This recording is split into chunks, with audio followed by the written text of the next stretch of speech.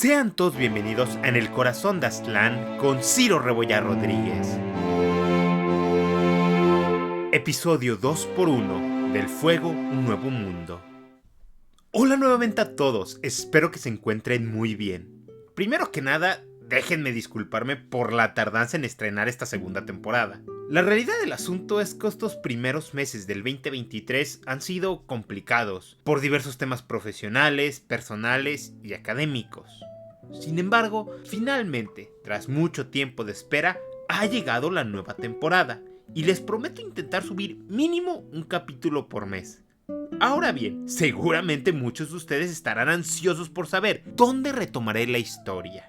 Y tras semanas de pensarlo y analizarlo a profundidad, tomé la decisión de que esta segunda temporada se centrará en los eventos de la independencia de México.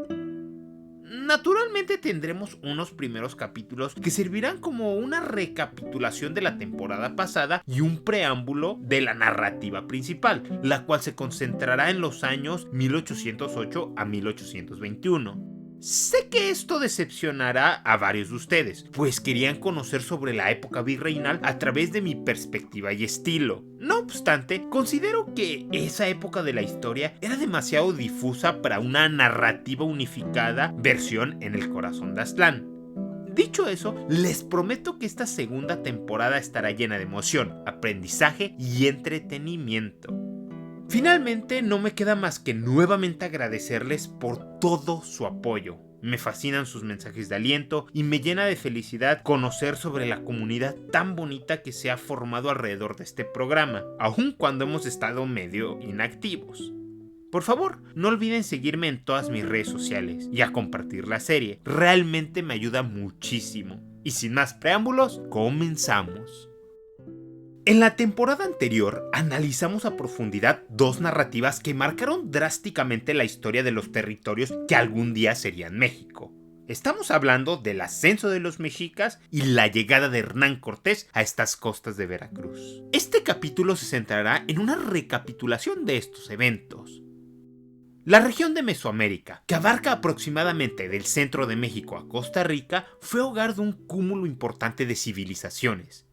Las más influyentes de estas fueron los olmecas, considerados la civilización madre de todo Mesoamérica, los mayas, los toltecas y los pueblos chichimecas que migrarían del norte del continente hacia el centro de México.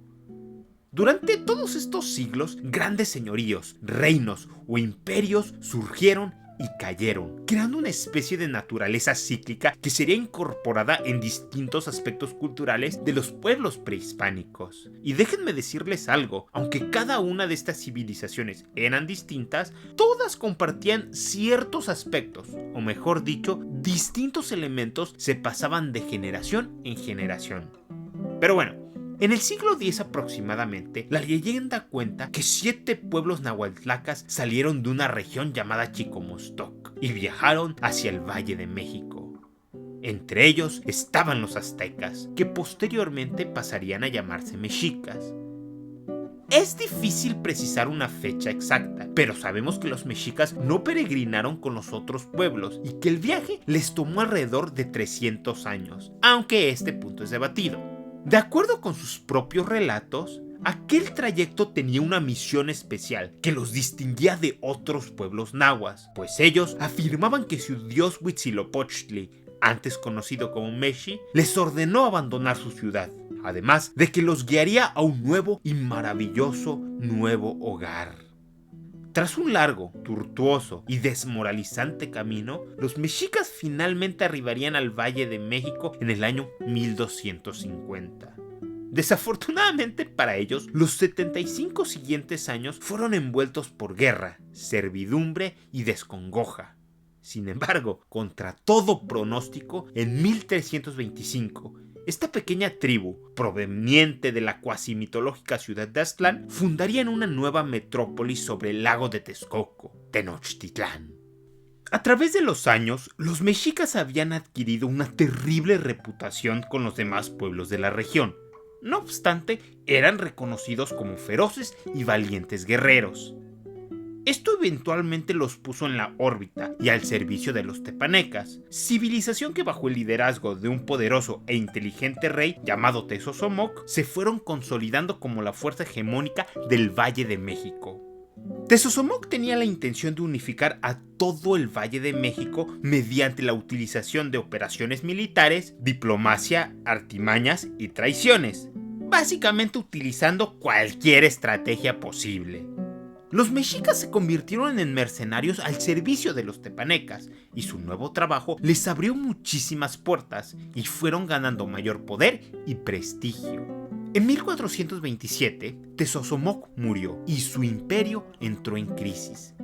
Verán, pese que había logrado derrotar a sus rivales, Tezosomoc falló en crear una verdadera unidad. Había fracturas en el liderazgo, así como rivalidades con agentes internos y externos. Los mexicas, o mejor dicho, una facción dentro de Tenochtitlán, vieron una gran oportunidad para liberarse de su vasallaje. En consecuencia, estos organizaron una enorme revuelta en contra de los tepaneca y su nuevo rey asentado en Azcapotzalco. La coalición logró una espectacular victoria, sin embargo, carecían de un plan estructurado para el futuro y todas las facciones priorizaban sus propios intereses. Para evitar un nuevo conflicto, las distintas fuerzas políticas se reunieron en 1428 para llegar a alguna especie de acuerdo. Tenochtitlán para este punto estaba gobernada por un triunvirato, integrado por Ixcoatl, Tlacaelel y Moctezuma I. Estos tres habían tomado el control del señorío mediante un golpe de estado en contra de su medio hermano un año antes. Estos tres, sin duda, eran la facción más fuerte. No obstante, necesitaban ser cautelosos a la hora de negociar. En esta reunión se discutieron dos temas importantes: la distribución del botín y la construcción de un nuevo orden político que mantuviera algo de la unidad que había creado Tezosomoc. Finalmente, se decidió crear la Triple Alianza y dividir el Valle de México entre Tenochtitlán, Texcoco y Tacuba. En teoría, los tres señoríos eran igualmente poderosos e importantes. Sin embargo, rápidamente Tenochtitlán tomaría el liderazgo de esta confederación y transformaría la relación entre ellos. En ese sentido, la Triple Alianza se convirtió en la espina dorsal del Imperio Mexica. El nuevo imperio fue expandiéndose por Mesoamérica, conquistando, negociando y sometiendo a diversos pueblos. Para la élite mexica, la guerra se convirtió en su profesión o estado natural, mientras que la paz tan solo un interludio indeseado. Para el año 1502, los mexicas estaban firmemente al mando de Mesoamérica y un nuevo emperador o Gran Tlatoani ascendió al trono de Tenochtitlán, Moctezuma II. Su gobierno trajo algunas transformaciones al funcionamiento de la Triple Alianza, principalmente una mayor centralización del poder, pues realmente vemos cómo los mexicas comenzaron a inmiscuirse más directamente en los asuntos internos de sus propios aliados. Asimismo, su mala relación con otros poderes independientes como Tlaxcala o los purépechas se había ido amargando aún más. En general, su sociedad se había enriquecido y su dominio era casi absoluto, pero había muchos que los odiaban, y el imperio tenía algunas heridas abiertas que corrían el riesgo de infectarse. En otras palabras, alguien podría aprovechar las fisuras en su control.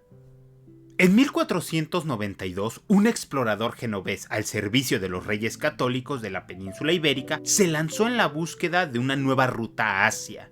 En su lugar, encontraría un nuevo mundo. Durante los siguientes años, la corona de Castilla comenzaría la conquista de estas tierras, especialmente en el Caribe.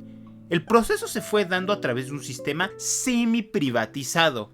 Básicamente, algún caudillo, aventurero o grupo de personas organizaban compañías o expediciones con sus recursos privados para la conquista de estas nuevas tierras en nombre del Reino de Castilla.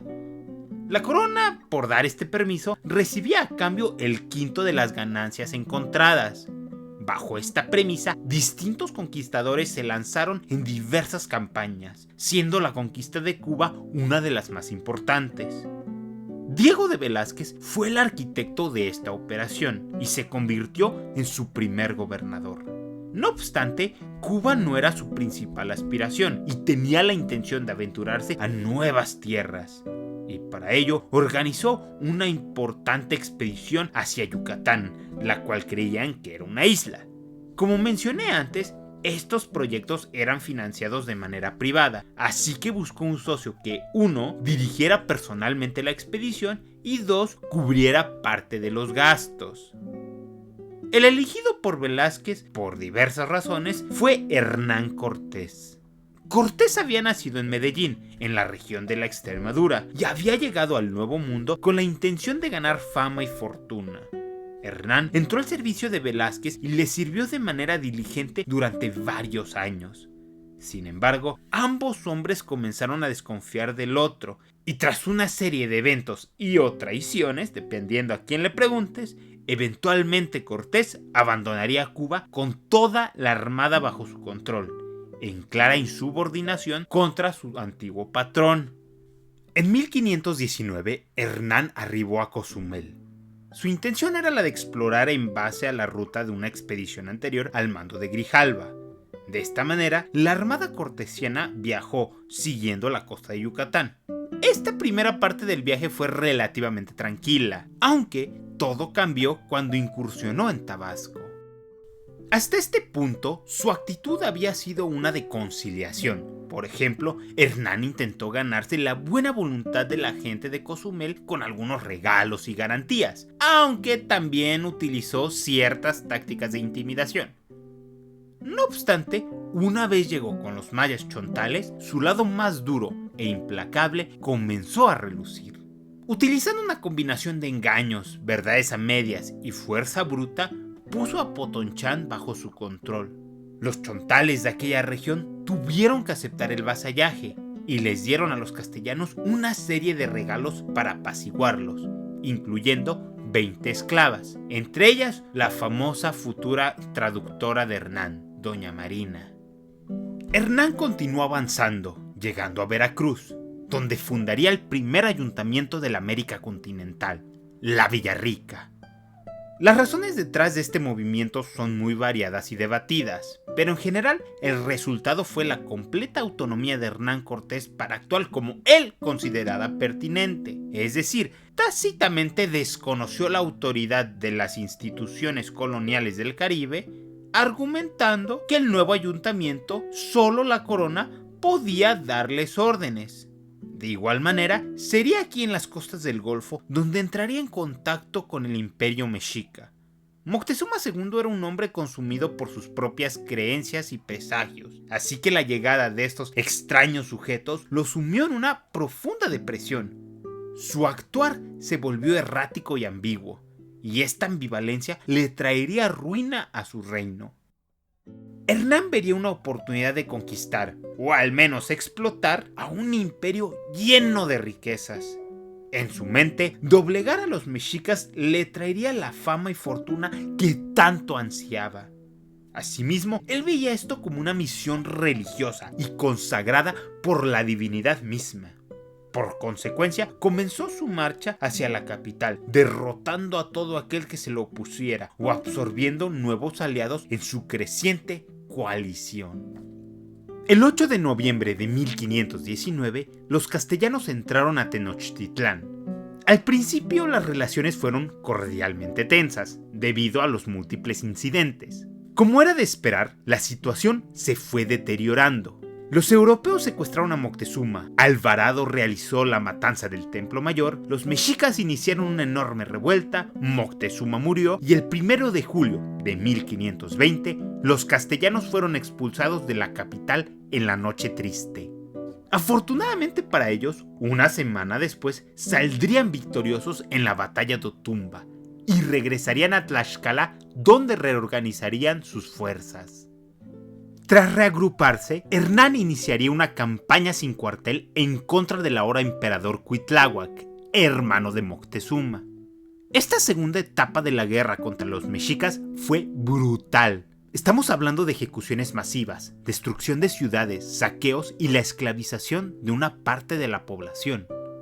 Es importante señalar que el ejército de Cortés estaba compuesto en su gran mayoría por aliados indígenas, de los pueblos totonacas, tlaxcaltecas, huejotzingas y posteriormente texcocanos.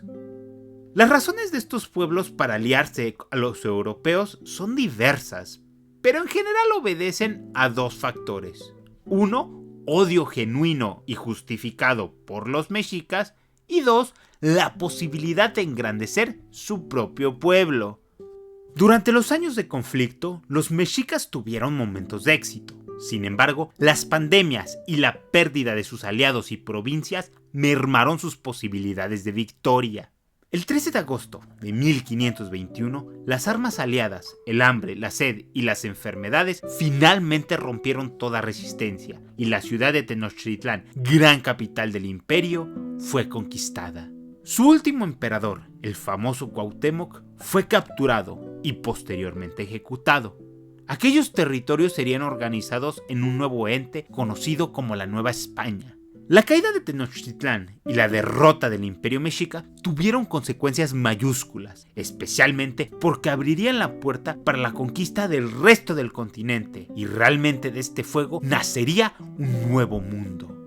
En el siguiente capítulo exploraremos las ramificaciones de la nueva dominación española, la forma del nuevo estado, su cultura, economía y, más importante, los retos que enfrentarían los hombres y mujeres que habitaban esta Nueva España.